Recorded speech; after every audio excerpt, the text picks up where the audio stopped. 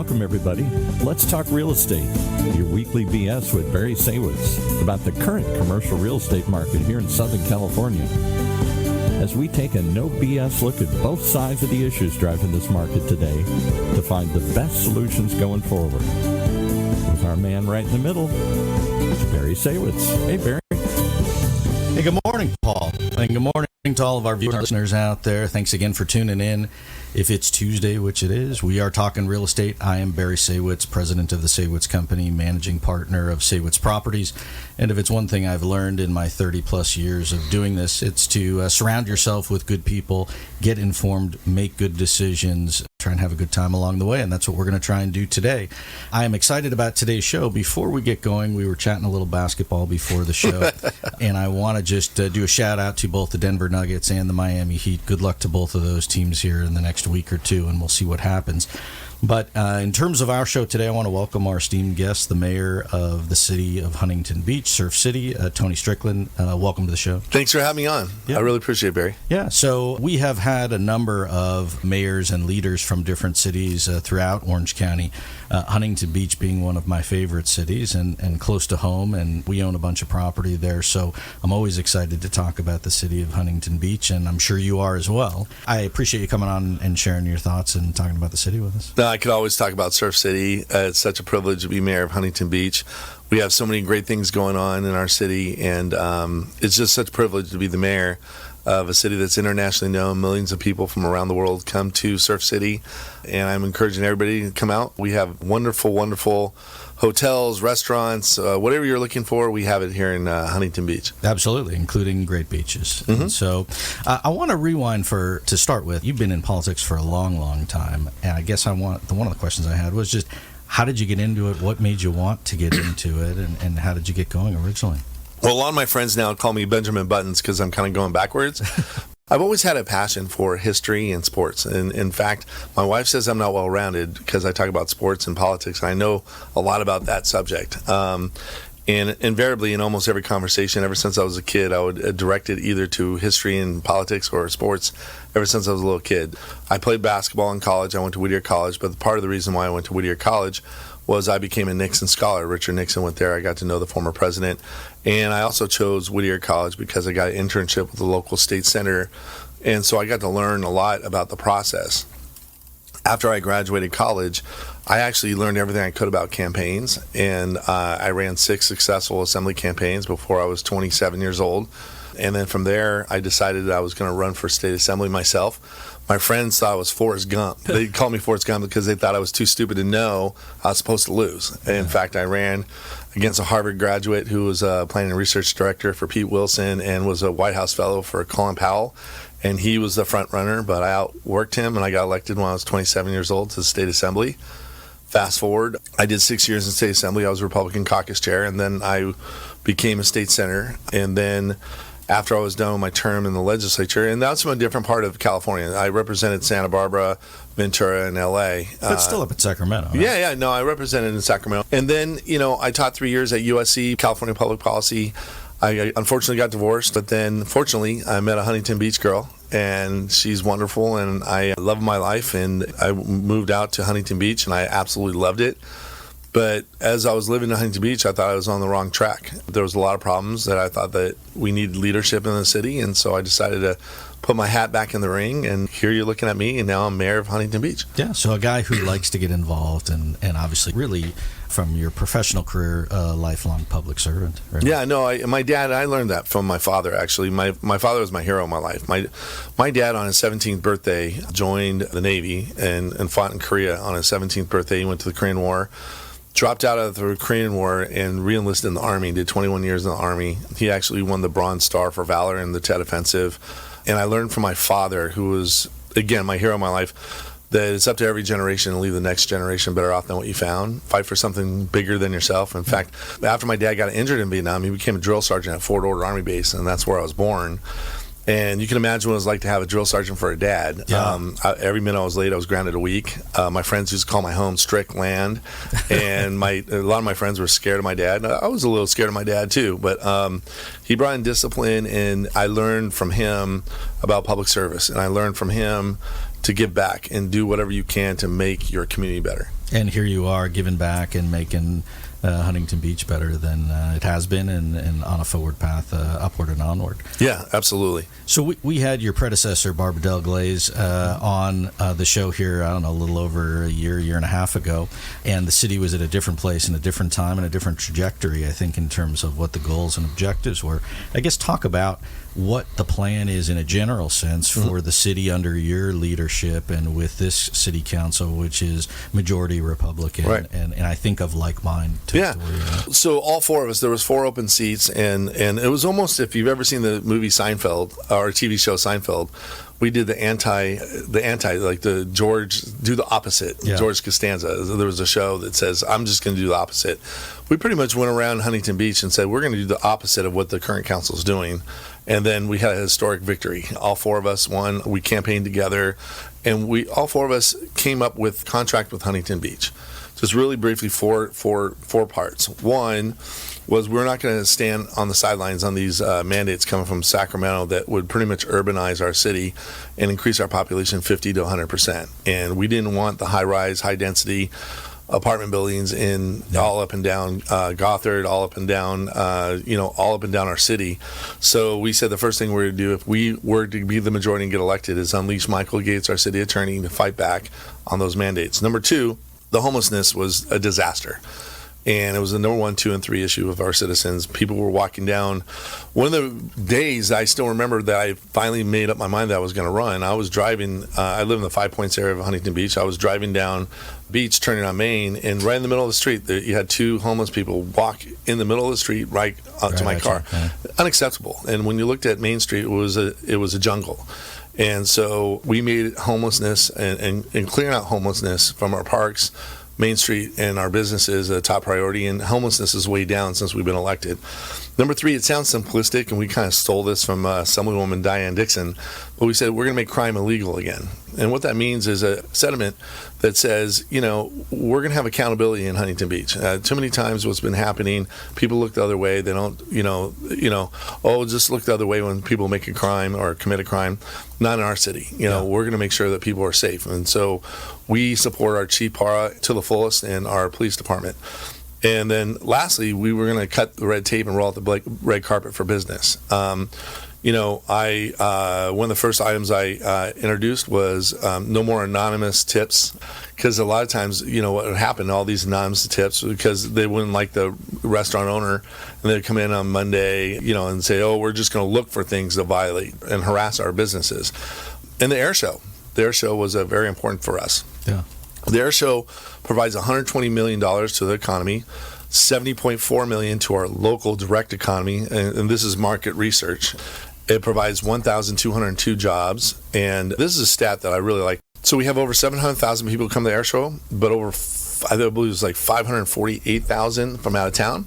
Of that 548,000, 91% come back to Huntington Beach a second time. Yeah. And so we couldn't afford. The last council was saying, we don't want the air show, go away. And the guy who ran the air show is a Huntington Beach resident and a Huntington Beach business. He said, I'm done. I'm not doing it. I'm just going to go to Gold Coast, Australia. And I had to bring him back to the negotiation table, bring him back to do wherever I can. And I used a Cal Worthington. If you grew up here in Southern California, but maybe some of you didn't. Yeah, go see Cal. Go see Cal. I said, I'll stand on my head until my ears are red. If you're going to bring $70.4 million to our direct economy, I will stand on my head till my ears are red, because that's the kind of thing that we need to have in Huntington Beach. So I'm very proud that we now have the largest air show in America in Huntington Beach. Our marathon is a qualifier for the Boston Marathon. We have a Cherry Blossom Festival that honors our sister city in Japan, a big, huge festival there.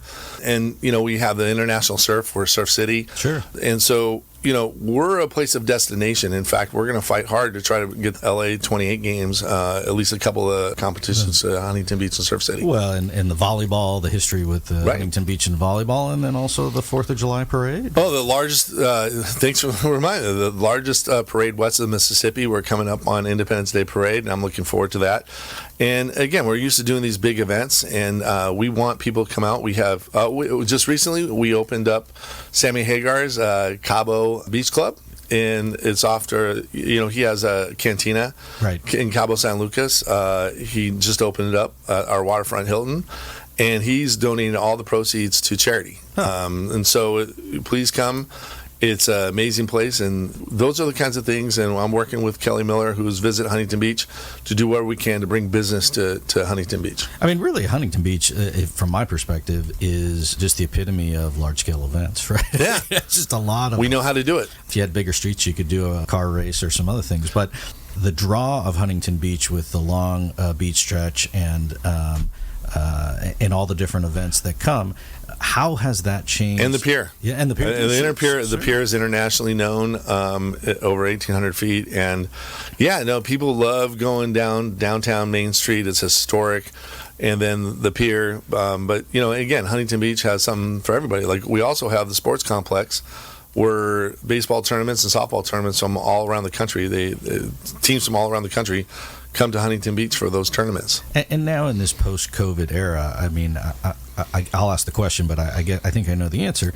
We're past sort of all of the restrictions of COVID and all of those things, and now it's really on to focusing on the events and making them bigger and better while being safe as well. Oh yeah, and I beat up on the governor every day because Governor Newsom, good for other people, not for himself. Like during COVID, he shut down our beaches, and we sued and got those beaches open because it was proven that you need the sun, and the sun actually prevented the disease from spreading. And then he's sitting at French Laundry having dinner with no mask with the very people from the California Medical Association who created these rules. Yeah. And we'll go into the what's going on in the fight for the housing, but we're pushing back on, and we're suing them in federal court on these housing mandates that the governor's set on Huntington Beach. But when you look at his home in Napa, his home in Marin, they have zero in terms of they have to build zero and no state mandate for his home county in Marin. He's in the wine business, and so he gave Napa zero in terms of their mandate on housing. And so if it really was about affordable housing, he would equally put it for everybody. But it's, again, a characteristic that it's good for others, but not for myself. And so let's shift gears, because now we'll put the real estate spin on things. Yes. Which is certainly Huntington Beach, expensive place to live, desirable place to live and visit, and different neighborhoods for different folks and different price ranges. We know that from our own properties. And so now, for those who are not familiar with, call it a fight, but the argument, if you will, of the state trying to impose the mandates for development, I guess give us the brief history of it and then where you stand today. But the gist of it, as I understand, I'm curious your thoughts, is it's not that you're opposed to development. It's opposed to the state mandating how you develop, where you develop, and the kind of development. Correct. Number one, Huntington Beach has already done more for affordable housing than most cities in Orange County. That's number one, and the governor never acknowledges that. Number two, the number that they gave Huntington Beach is astronomical. We have to put it in perspective. And a lot of people, if you don't know what high-rise, high-density is, it's what they really want to do is create these, apartment complexes that are, 15, 20 stories high and high density in the area. By the way, our city is 95% built out. So in order to do that, we have to rip down places of business today and then put those in. And so, look, I'm not against development. In fact, I'm for development that fits our community feel. We're a suburban coastal community, and that's what we like to have. And so if you have a development coming forward that has that suburban coastal community feel, I'm all in. But what this is, one, is I don't think it's about affordable housing, personally. I served in Sacramento. I think it's a far left philosophy that says, okay, we want to urbanize California. And what I mean by that, they want every city to look like San Francisco and LA. They don't like the automobile in Sacramento. And there's a reason that in Sacramento we have the highest gas tax in the country. We have the highest car registration fee in the country. And when they spend money in transportation, for the most part, they don't spend it on roads and highways. They do it on things like the bullet train and mass transit that the masses don't use. And so what they're trying to do, they don't like suburban communities. They want to urbanize, and they want cities to look like San Francisco and LA. Well, there's nothing wrong with urban living. In fact, I almost moved to New York out of college. But some people like the urban feel, and some people like the suburban community and families, and looking after each other, and that's what we have. And some people like the rural farm feel. And so what he wants to do is pretty much change the fundamental makeup of Huntington Beach. Now, if this again was about housing, the other thing to understand is 95% of Californians live in 5% of the area space. He has no incentives to build in that 95%. In fact, he's stopping development from happening in places like San Bernardino. San Bernardino County wants to develop. They have plenty of land to develop. It's cheaper land, and people can actually be affordable there. Right, sure.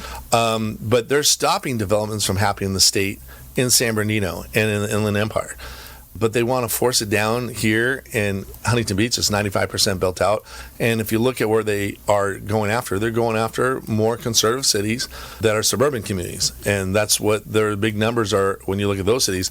And if you look at cities where it's more Democrat, again, Marin, Napa, no. And then where Oprah Winfrey lives in Montecito, they have no mandate. And Atherton, they just bought out their mandate, and the state's not suing them. And so I think Huntington Beach is unfairly being treated by the state of California, and we're going to fight back. Yeah, and I read somewhere that it was really more of a perception and maybe a reality that Huntington Beach is really getting picked on. Oh, there's no question Huntington Beach is getting picked on. Again, the Attorney General and the Governor have a negative press release on us probably at least twice a week. But the good news is I do have that experience. And if you didn't know this in my background, when I was you can picture with me, I was in my late 20s, early 30s. So this was only a couple of years ago. Yeah. So this is back in, I believe it was 99, 2000, 2001. And Gray Davis refused to disclose what he was spending these long-term energy power contracts during the energy crisis. And I took Gray Davis to court in a lawsuit, Strickland v. Davis. And by the way, my Republican colleagues told me I was ending my political career. Don't do this, drop this case. And I knew it was the right thing to do. I learned from my father to do the right thing. Yeah. And not only did we win in court, we end up, the energy companies had bad PR, because what Gray Davis tried to do is lock in these 15, 20-year energy deals that are higher than even the spot market. And so, in layman's terms, he tried to make us pay as ratepayers for the next 15 to 20 years to get him out of his political mess. Well, energy companies, when we won that court case and forced disclosure, they had to renegotiate those contracts because they were embarrassed. We ended up saving ratepayers billions of dollars with the B, and it did lead to the recall of Gray Davis. And so I've been through the threats of a governor saying, I'm going to end your political career. I've been through all those things. And quite frankly, if we didn't have a good, strong case, they wouldn't care. Yeah. The reason why they're attacking Huntington Beach day in and day out, from the Attorney General to the Governor, is because they know Michael Gates, our city attorney, has a very strong case, and we're going to push back for local control. And the practical side of things, while everybody is for affordable housing and you have to have it, there is a free market that exists that would dictate what happens in terms of development and redevelopment, et cetera. And it becomes very difficult in high affluent cities, whether it's Atherton or Montecito or Santa Barbara or Huntington Beach. Right. Well, again, some of the arguments are, they know it's hyperbole. They say, well, look at the homeless. Well, first of all, I've always fought for more funding for mental health. I think a lot of the homeless is mental health and addiction issues. Some of it is housing, but look, those folks on the street, even if we abided by what the governor said, they wouldn't be able to afford the homes just because of the desirable place that we live near the ocean. Think about this: Malibu, Santa Barbara, Manhattan Beach, Huntington Beach, Newport Beach, Del Mar, San Diego. What do all those have? They're all very expensive places to live. Why? Because people want to live near an ocean, and we have the best weather in the world. Right. And so it's a desired place. There's a lot of supply and demand. And as hard as we try, but also if they were serious about affordable housing, they would stop some of these mandates that come down from Sacramento as well. They would have more what we call CEQA reform, this California Environmental Quality Act. It goes too far. I believe in a strong environment, but it goes too far, especially for people who are trying to build. A lot of the liability concerns, a lot of the regulations that come from Sacramento help drive up those costs, and they should look in the mirror and say, hey, what can we do from a regulation standpoint to lower that? If they really want affordable housing, they need to change some of their policies in Sacramento to allow for affordable housing. Yeah, well, so that the developer can actually get it built done. Exactly. So where it stands today is you've sued the state in federal court. Mm-hmm. They've sued you in state court. Mm-hmm. And then everybody, talks about it and says their piece and tries to make their case, right? And so, do you think there's any short-term resolution or solution to this, or is this is it going to be a long-term? Unless the governor backs off on that 13,000 number, there's no way there's going to be a short. We're going to take this to the Supreme Court if we have to, because it's a fundamental argument. And at the end of the day, it's fundamental. We're fighting for the quality of life of people, and I was elected to fight for the quality of life of the people of Huntington Beach. People in Huntington Beach like the suburban community that it is today, the coastal community. They don't want to live in Los Angeles. They don't want to live in San Francisco. And I've often said I'm not going to let Governor Gavin Newsom do to Huntington Beach what he did as mayor to San Francisco. I used to love going to San Francisco, right? But look at all the problems they have up there. In fact, a recent study said 89% of the people in Nob Hill, which is one of the richest parts of San Francisco, see poop on the ground, human feces every day.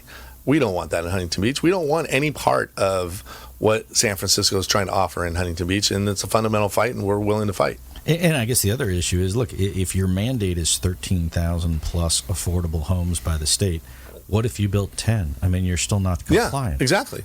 We asked that question, by the way. And the other thing is, in federal court, we're also suing under the First Amendment. And let me explain that really quick.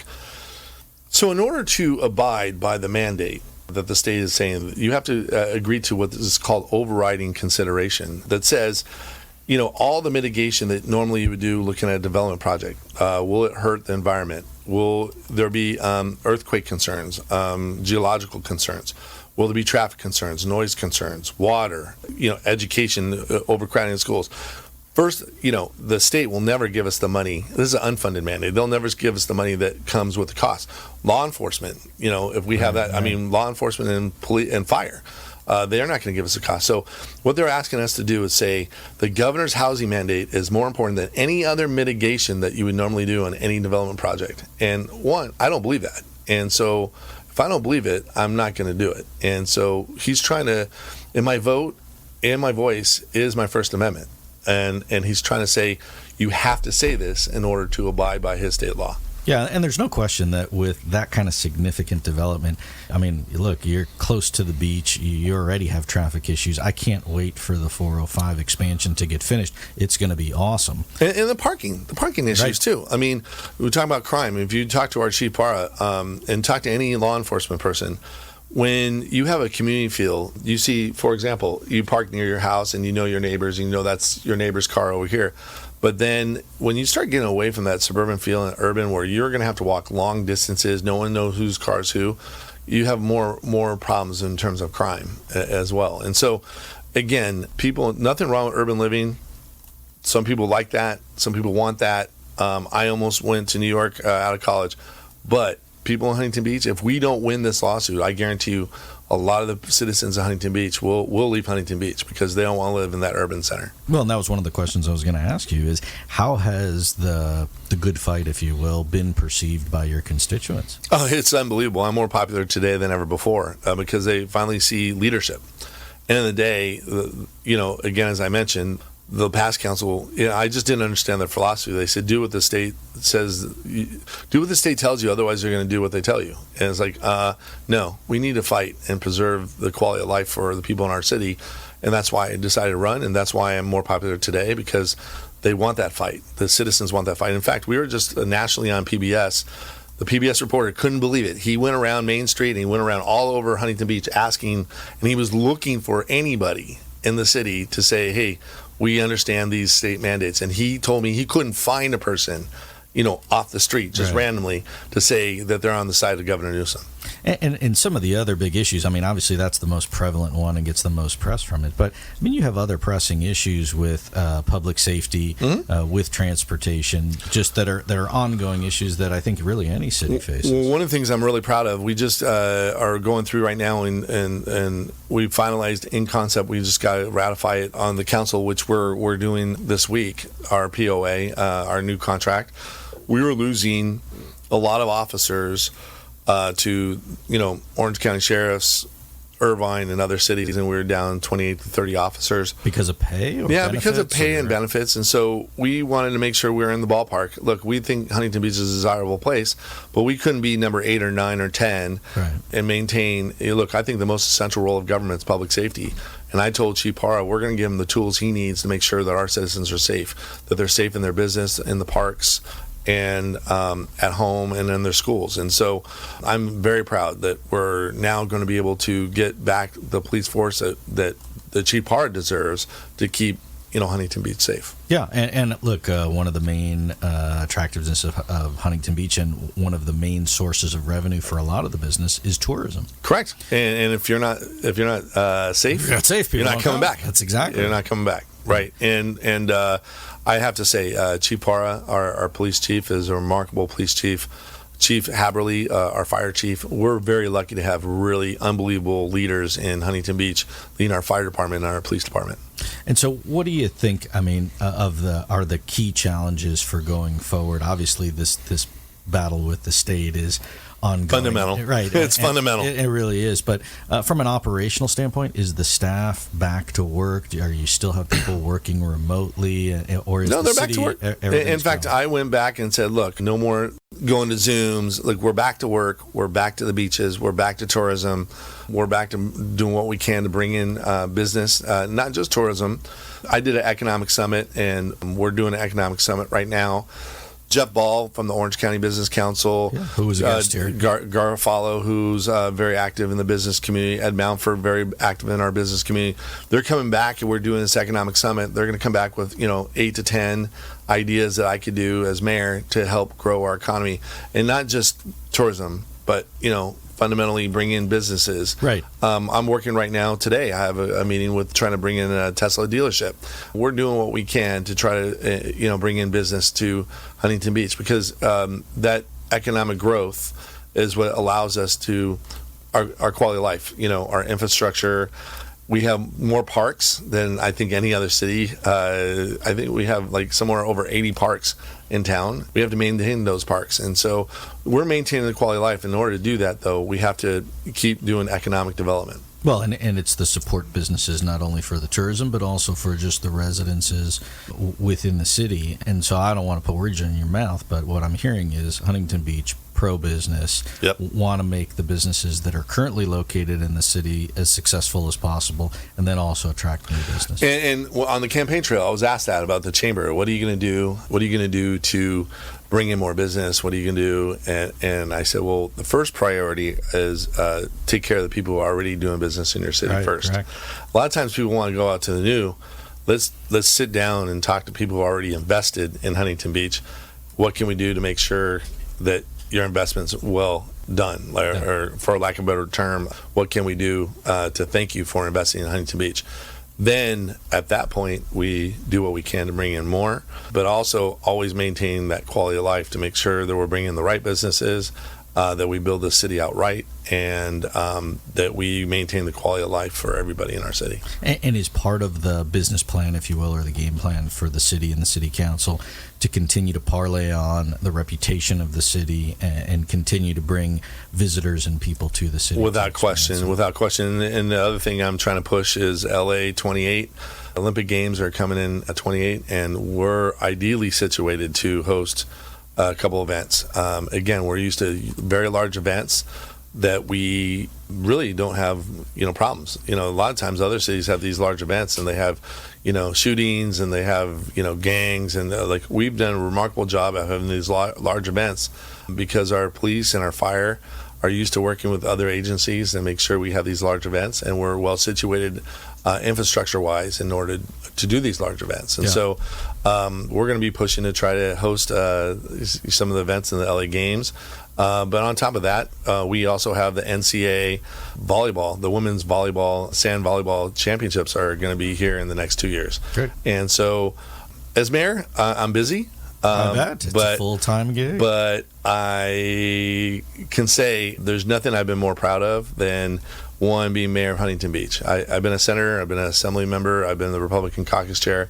But being mayor of Surf City is a very, very, very special thing. And you start to see the results, I think, more real time as well. Right? And local government. Yeah, absolutely. And then I also commend the other 3 individuals I ran with.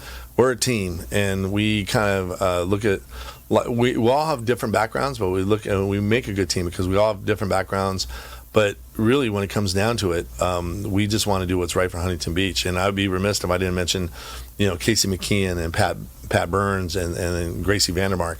They are all incredible leaders that we all came in together. Yeah, and it certainly makes it more helpful to have a majority and a team that's like-minded so that you're working towards a common goal. Correct. Yeah. Correct. So it always goes quick. We only have a couple of minutes left. I do know that the July 4th parade is coming up here in only a couple of weeks. How can people find out more information, not only about the parade, but then also about just other happenings at the city? I just go to our website. Go to the Huntington Beach website, and you'll have a list of events on the Huntington Beach website. And we're always having something coming up. An example, this Sunday, I'm very proud of this. It's going to be the first annual of many. Angel Force is an organization that brings awareness to military and veterans who commit suicide. It's the number 1 killer among veterans, and we have people coming here doing a concert. Band members from The Who, Crosby, Stills, and Nash, the Doobie Brothers are all coming out here to play at the pier for free. And then we're also honoring the Vietnam veterans. It's the 50th anniversary of the Vietnam War. When they came back home, they didn't get the reception that they deserved, and so we're pinning all the Vietnam veterans, and we're going to bring awareness to try to, again, going back to PTSD, mental health.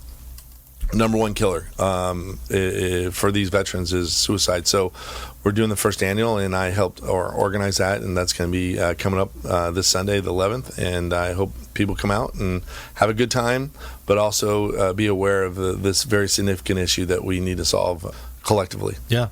Well, look, I appreciate you coming on and sharing your thoughts and talking about the city, which I'm sure you love to do, and we like to hear about it, and I wish you and your family and the city much continued success. Well, Barry, thanks for having me on. I really, truly appreciate it. Yeah. So, again, for those folks out there, 4th of July parade, Huntington Beach, you can't miss it. Also, the concert this weekend, Sunday. Go to the website and check it out. Again, I am Barry Saywitz, president of the Saywitz Company. It's Tuesday. We're talking real estate. I want to give a special thanks to Paul and Sophia and the whole crew here at OC Talk Radio, as always. And for everyone out there, we'll see you back here next week on Let's Talk Real Estate.